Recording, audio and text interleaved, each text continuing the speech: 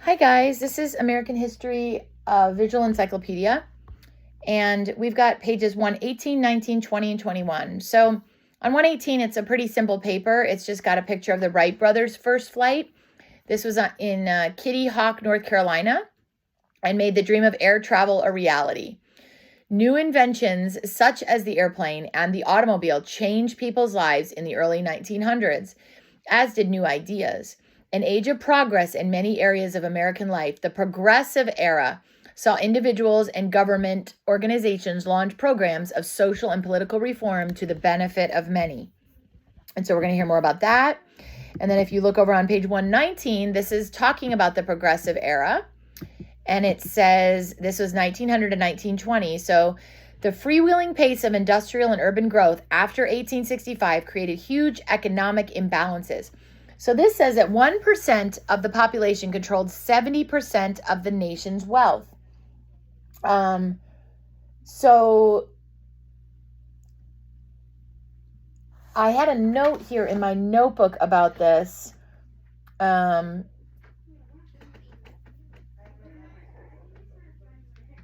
out, please.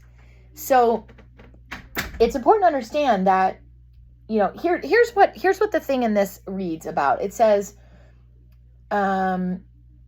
protests in various urban centers objected to what they claim is an unequal balance of power when it comes to wealth.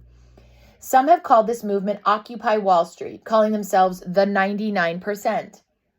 These protesters seek to equally distribute wealth, which they view as being unbalanced and, in effect, leaving out everyone else who is not in the 1%.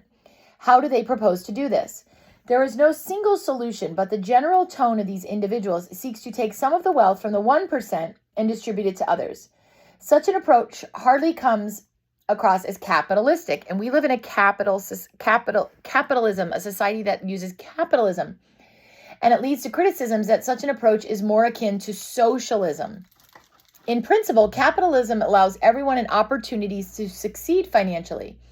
This matter then raises ethical questions. Is it right for those who feel disenfranchised to demand that others who have attained wealth and success distribute what they have to others? These are complex issues at play, and it's kind of a thought that's important to understand. As it stands in America right now, which I think is really important, is that many people will say we need to tax the rich more. And it's important to note that, in fact, the rich are taxed more. The rich will pay close to 50% a lot of times in taxes, where people in the poorest areas will actually pay close to zero to like 12%. So there's no question that that is happening, but there are people who actually say that it should all be equal.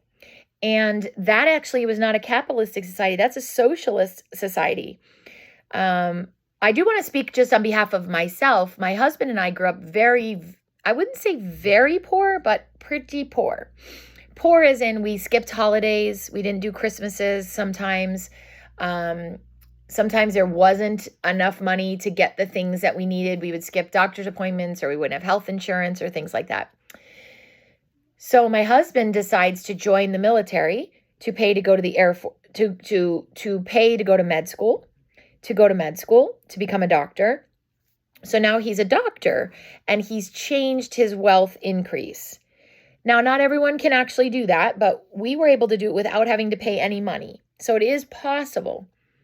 So the question is then, does our society allow for people to change their wealth bracket? And if so, is it fair then that we have to share the money, so to speak? And so that's something, it's actually a really good thing to talk to your parents about. Generally speaking,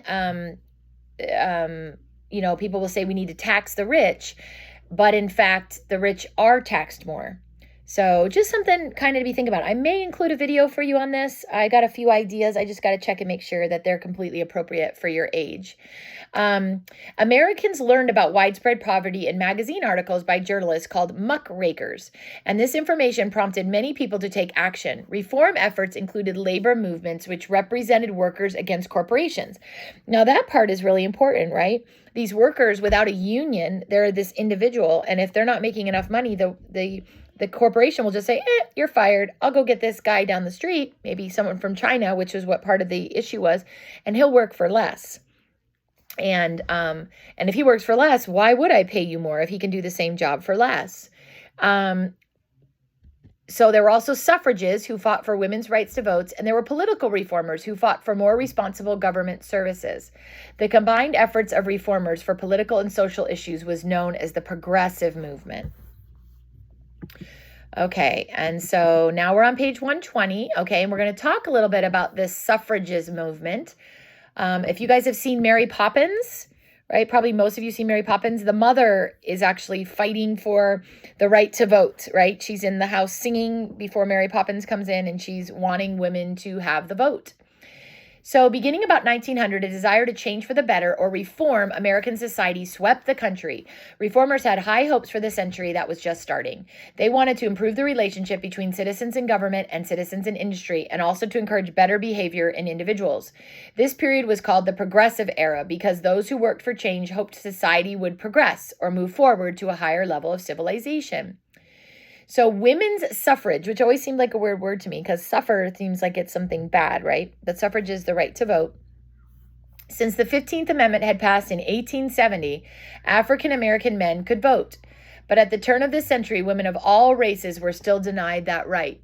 Many thought women were not equipped to handle the responsibility of full citizenship.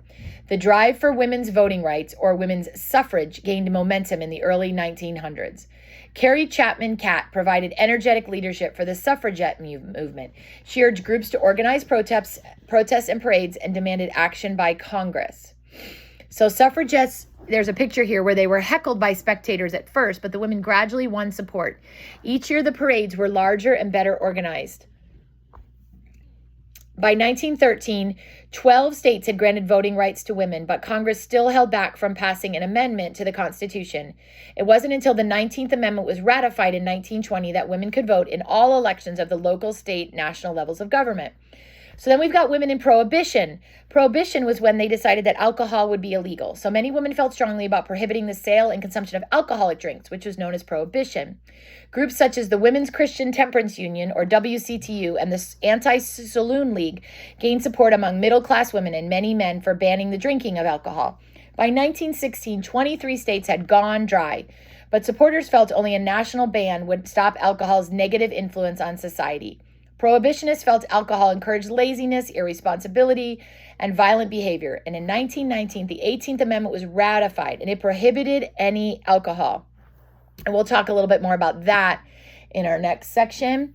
And then the last page, 121, we've got some progress for African Americans and crusades for children. So W.E.B. Du Bois, I think you pronounce it as, he was an African American leader for a new generation when he formed the Niagara movement in 1905. Du Bois disagreed with Booker T. Washington, who had urged blacks to seek dignity as farmers. He argued that African Americans deserved more choices.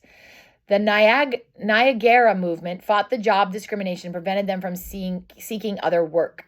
In 1908, after a mob terrorized blacks with lynchings in Springfield, Illinois, the home of Abraham Lincoln, several leading progressives, including Jane Addams and John Dewey, offered to help. They met with Du Bois and other black leaders. The group created the NAACP, or the National Association for the Advancement of Colored People, to work for racial equality. And then it's got a little paragraph up there about Ida B. Wells, who I'm going to put a little video up about.